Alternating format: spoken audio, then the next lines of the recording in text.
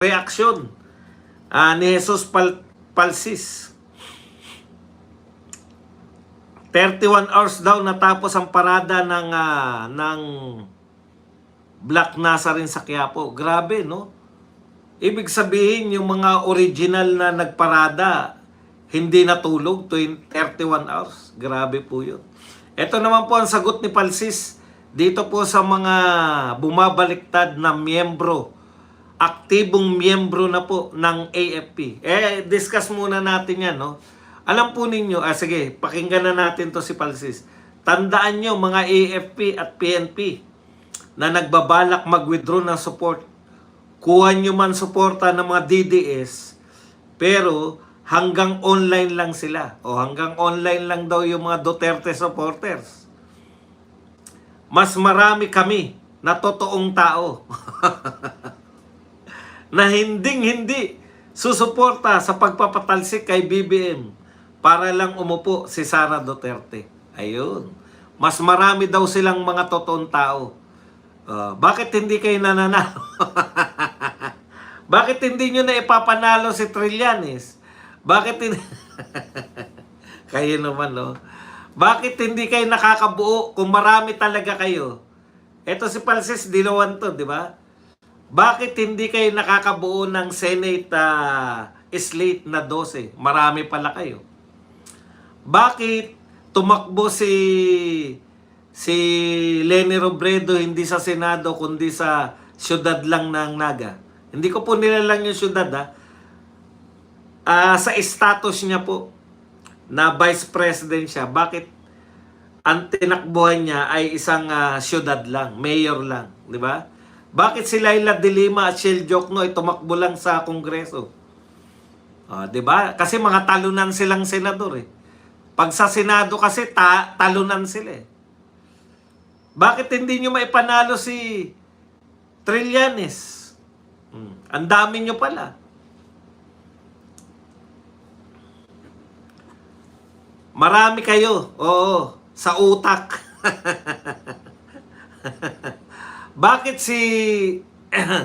Bakit kulelat pa rin si Risa Ontivero sa rating? Bakit si Leni Robredo wala pa sa kalahati ng rating ni Inday Sara Duterte? Marami pala kayo.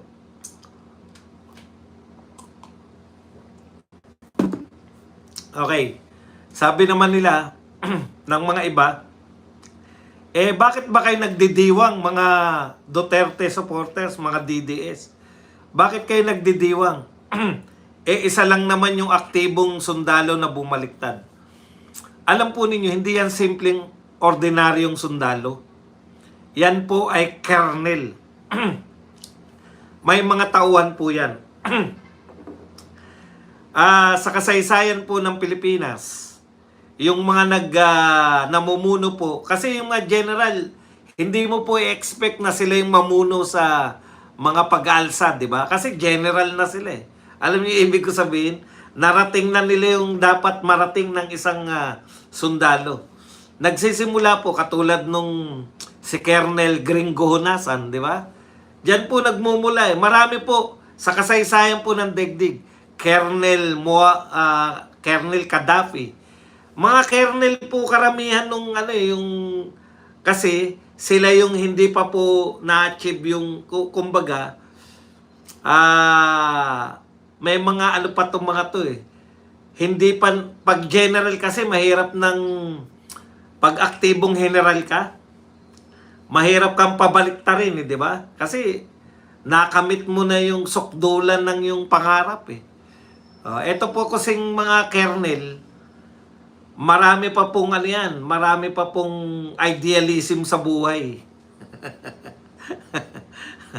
Ayan. At may mga tauhan po yan. Alam niyo po dito, ay yung kultura po ng mga sundalo, susundin nila yung kanilang immediate superior kung ano pinag-uutos sa kanila.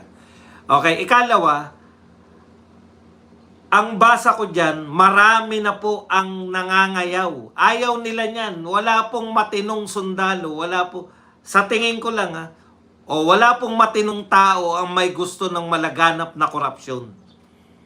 Yung mga sundalo po, tao rin yan. yung mga sundalo at pulis, tao rin yan. Kung ang karaniwan ng mga Pilipino ayaw ng korupsyon, sa tingin ninyo yung mga sundalo at kapulisan gusto nila ng korupsyon? Kaya lang, dahil iba po yung culture nila, hindi po sila yung katulad natin na mas malaya yung karapatan ng magpahayag. Lagi po silang yung command, di ba? Sumusunod po sa command, no? Kaya bagamat marami po sa kanila ayaw tong nagaganap, tinitiyak ko sa inyo kahit kayo ayaw niyo ng pagnanakaw eh. Kahit kayo ayaw ninyo ng malawakang pagnanakaw. Ito po lantad na whole of government approach ang ginawa nilang pagnanakaw. Sangkot, no? Mula sa pinakamataas sa gobyerno hanggang sa pangkaraniwang mga engineer diyan sa DPWH. Hindi lang po DPWH ang sangkot. May mga sekretary pa ng iba't ibang departamento. O, ganun po kalala. At ito po ay nagpapatuloy, wala po napaparusahan. Wala po napapakulong na malalaking isda. Sino po ang nakakulong? Yung Diskaya. Bakit nakakulong? Nagsalita nagturo Pero yung mga hindi nagsasalita, yung mga hindi nagtuturo, kahit mas malaki yung ninakaw kaysa sa mga Diskaya, kahit, hindi po ba? Kahit po mas maraming nakamal, yung Diskaya nga, sa totoo lang po, yung Diskaya, kung titignan natin, legit silang contractor paano po yung mga tinatawag na contractor? Yung mga hindi po karapat-dapat na maging contractor dahil bawal po. Ayon po sa batas ng Pilipinas, bawal po na maging contractor ang isang congressman.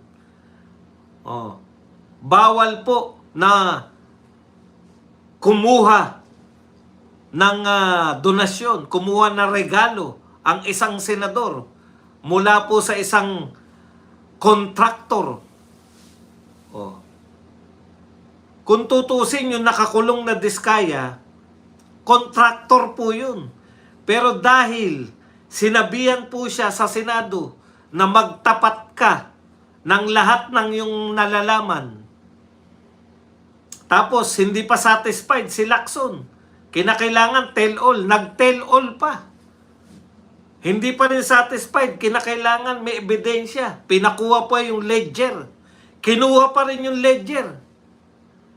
Ayun po ang nakulong. Yung mayroong alam, yung kumanta, yung nag-provide ng ebidensya na may malawakang pagnanakaw.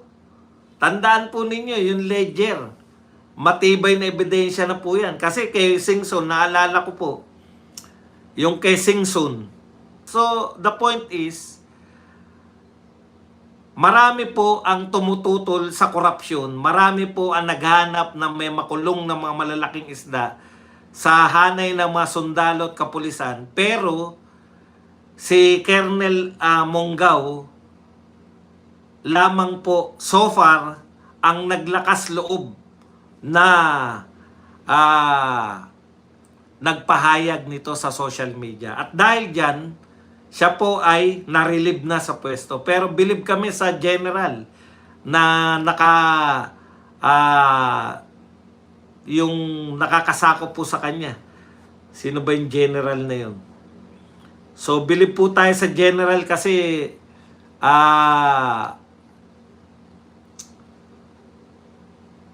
sinabi niya po na siya po ang mananagot, kumbaga cargo niya, itong kanyang tauhan na si Colonel Monggao. Saludo sa iyo kasi kung iba po yan, talagang ikukundina, etc.